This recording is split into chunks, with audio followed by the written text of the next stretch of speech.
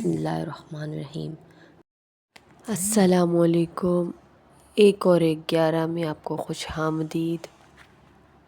میرے آج کا موضوع ہے سورہ فاتحہ، اس کی اہمیت، اس کی فضیلت، اور سورہ فاتحہ ایک صراط مستقیم کا راستہ ہے اور یہ ایک دعا ہے۔ تو ویڈیو کو آخر تک ضرور دیکھیے گا تاکہ اللہ ہمیں سیدھا راستہ دکھا سکے، اسکپ نہ کیجیے گا۔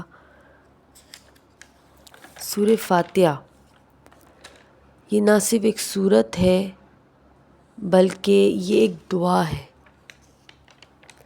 سورہ فاتحہ ایک مکی سورت ہے جو 7 آیتوں پر مشتمل ہے۔ سورہ فاتحہ کا مطلب ہے کھولنے والی، دا اوپنر۔ یہ نہ صرف ایک سورت ہے بلکہ یہ ایک دعا ہے جو ہم اپنے رب سے مانگتے ہیں، اور مسلمان کو یہ دعا مانگنی چاہیے۔ آج کی ویڈیو کا مقصد یہ ہے کہ اس پلیٹ فارم پر جمع ہونے کا مقصد ہی یہی ہے کہ ہمیں سیدھے راستے پر چلنا ہے اور بغیر اللہ کی مدد کے ہم آگے نہیں بڑھ سکتے۔ سب سے پہلے اللہ کی مدد ضروری ہے، اس لیے آج ہم مل کر اللہ سے مدد طلب کریں گے اور سورہ فاتحہ کے مقصد کو سمجھیں گے، اس کے مطلب کو سمجھیں گے۔ سورہ فاتحہ الحمدللہ رب العالمین، سب تعریفیں اللہ تعالیٰ کے لیے ہیں جو تمام جہانوں کا پالنے والا ہے۔ الحمدللہ مطلب حمد و ثنا اللہ کے لیے ہے۔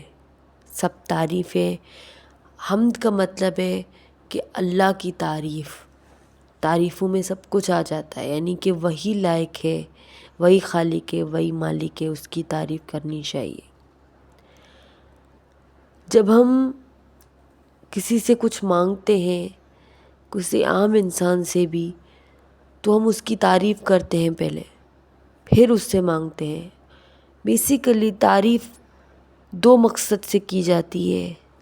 ایک کہ اگلا جس کی تعریف کی جا رہی ہے وہ ہمارا محسن ہے یا وہ خود حسن و خوبی والا ہے۔ دونوں صفات اللہ کی ہیں۔ تو ایک عام انسان سے جب ہم مدد طلب کرتے ہیں تو اس سے پہلے تعریف کر لی جاتی ہے، بعض اوقات کرتے ہیں، سب کرتے ہیں۔ اب اس کی مثال ایسے لیجئے کہ ایک عام انسان ہے جس کو، اور ایک اعلیٰ انسان ہے، مطلب ایک مرتبے والا ہے، کہ عہدے والا ہے، کچھ بھی ہے، تو ایک چھوٹے طبقے کا ایک جس کو مدد چاہیے، تو اس سے مدد مانگنے سے پہلے 2 بول وہ تعریف کے بولے گا ضرور۔ تو جب ایک انسان سے مانگنے سے پہلے اس کی تعریف کی جاتی ہے تو یہ تو اللہ ہے، خالق ہے، مالک ہے، رازق ہے، رحمان اور رحیم ہے۔ اس سے دعا مانگنے سے پہلے اس کی تعریف کیوں نہ کی جائے، اس کی تعریف کی جائے۔ اس لیے اللہ تعالیٰ سب سے پہلے ہمیں اپنی تعریف کرنا سکھاتے ہیں کہ الحمدللہ رب العالمین، سب تعریفیں اللہ تعالیٰ کے لیے ہیں جو تمام جہانوں کا پالنے والا ہے۔ رب العالمین مطلب تمام عالم کا رب ہے۔ رب کے 3 مطلب ہوتے ہیں،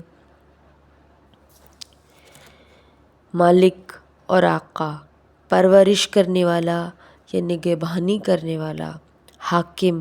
یہ تینوں مطلب رب کے ہیں، یعنی کہ تمام جہانوں کا مالک، پورے عالم کا مالک اللہ ہے۔ عالم میں اللہ کو چھوڑ کے باقی سب کچھ آ جاتا ہے، تمام مخلوقات، چرند پرند، پوری یونیورس اس عالم کے اندر سما جاتی ہے، صرف اللہ کو چھوڑ کے۔ یعنی کہ یہ تمام عالم جو بھی ہے وہ سب اللہ کا ہے، اللہ ان سب کا مالک ہے۔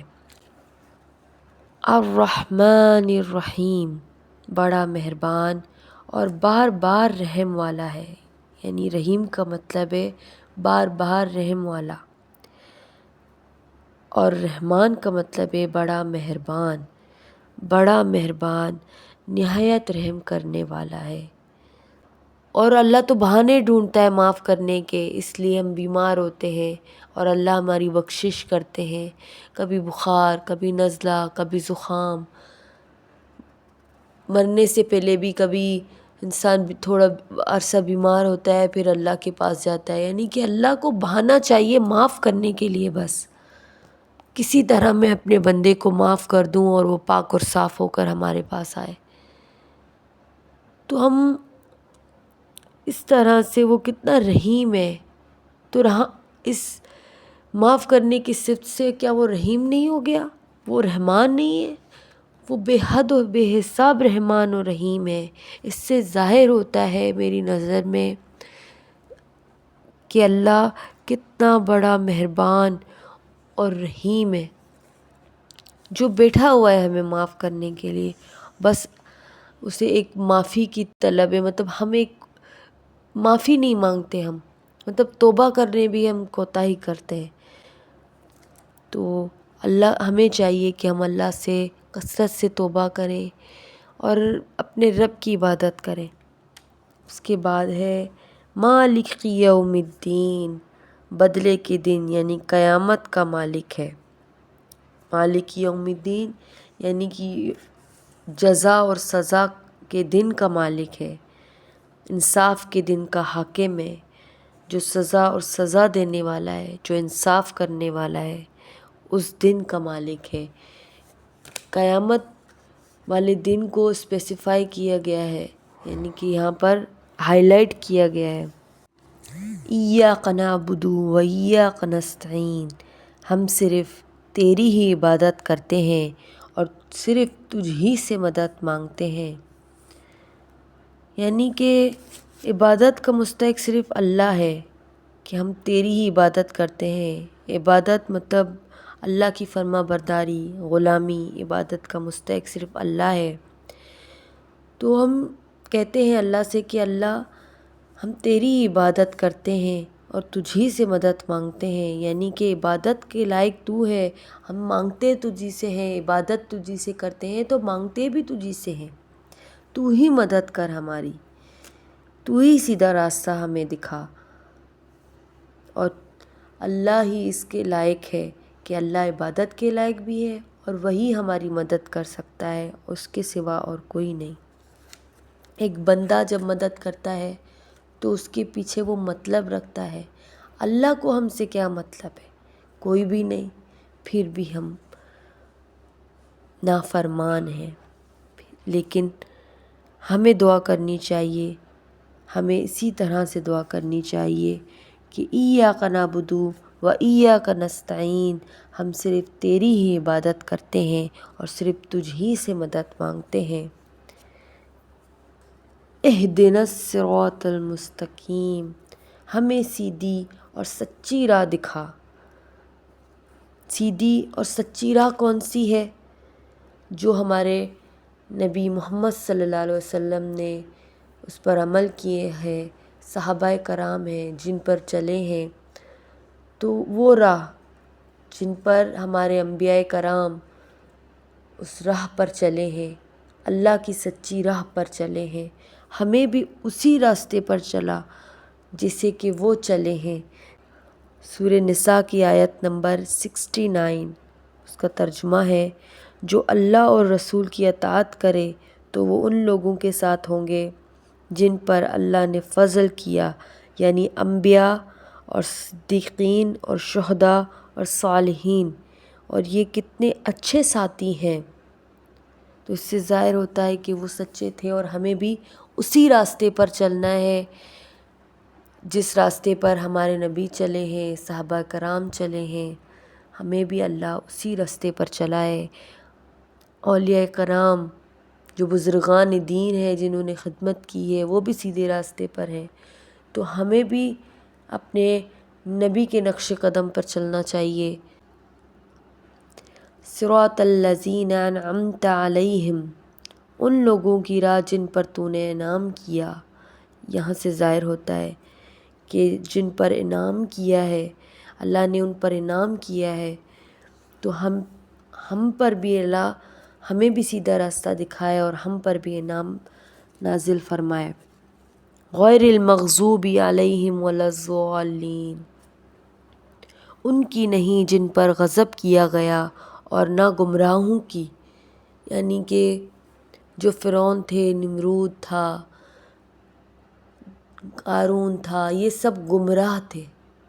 اللہ ہمیں بچائے، اور اللہ سے ہمیں دعا مانگتے رہنی چاہیے کہ غیر المغضوب علیہم ولا الضالین، یعنی کہ ہمیں بچا، اس رستے سے بچا، ان گمراہوں سے بچا، ان گمراہ لوگوں سے بچا، ہمیں ان جیسا نہ کر، ہمیں اپنے حفظ و ایمان میں رکھ، ہمیں صراط مستقیم پہ چلا۔ ہمیں یہی کرنا چاہیے اور یہی دعا مانگنی چاہیے کہ بے شک اللہ ہی ہمارا مالک ہے، ہمارا خالق ہے، اور ہمیں صرف اسی کی عبادت کرنی چاہیے۔ اگر سیدھے راستے پر اگر ہمیں چلنا ہے تو وہ ایک ہی راستہ ہے کہ وہ ہمیں اللہ ہی چلا سکتا ہے، جب تک کہ ہم اس سے سیدھی راہ نہ مانگیں، سیدھے راستہ نہ مانگیں۔ ہم مانگیں گے تو اللہ دیں گے، ہم چلیں گے تو اللہ چلائیں گے۔ یہ اگر ہم بات سمجھ جائیں اور اتفاق کر لیں تو ہمیں کوئی گمراہ نہیں کر سکتا، کوئی طاقت ایسی نہیں ہے جو ہمیں گمراہ کر لے۔ اس کے علاوہ سورہ فاتحہ کے بہت سارے فائدے ہیں، بہت سارے عمل ہیں، کیونکہ سورہ فاتحہ میں سب کچھ ہے، ہر طرح سے اللہ نے اس میں فائدہ رکھا ہے۔ سورہ فاتحہ کو لوگ بہت ساری بیماریوں کے لیے، روحانی بیماریوں کے علاج کے لیے اس کو پڑھتے ہیں۔ بہت سارے نام ہیں سورہ فاتحہ کے، اور بد نظر کے لیے سورہ فاتحہ بہت امپورٹنٹ ہے۔ اس میں بغیر دم کے لیے تو یہ پڑھی ہی نہیں جاتی، مطلب بد نظر کے دم میں یہ ہے سورہ فاتحہ ضرور پڑھی جاتی ہے۔ اور اس کے علاوہ کوئی درد ہو انسان کو، سر درد ہو، پیٹ درد ہو، کوئی بھی درد ہو، اس میں پڑھا جاتا ہے، اللہ اس کو شفا بخشتا ہے اس انسان کو جو پڑھتا ہے۔ سورہ فاتحہ زندگی کے ہر پہلو میں ہمارے کام آتی ہے۔ سورہ فاتحہ صرف، میں نے کہا نا، سورہ فاتحہ صرف سورت نہیں ہے بلکہ یہ دعا ہے، اور قرآن ہے ہی مکمل ضابطۂ حیات۔ تو ہمیں اللہ کی رسی کو مضبوطی سے پکڑنا چاہیے، اور اپنے ہر حصے میں، ہر جگہ جہاں بھی وہ ہمیں ضرورت، تو ہمیں سورہ فاتحہ کی مدد لینی چاہیے، کیونکہ اللہ نے اس میں بہت زیادہ فضیلت رکھی ہے، اور ہمیں اس سے مکمل استفادہ اٹھانا چاہیے، چاہے وہ سیدھے راستے کے لیے ہو یا پھر اپنے علاج کے لیے ہو۔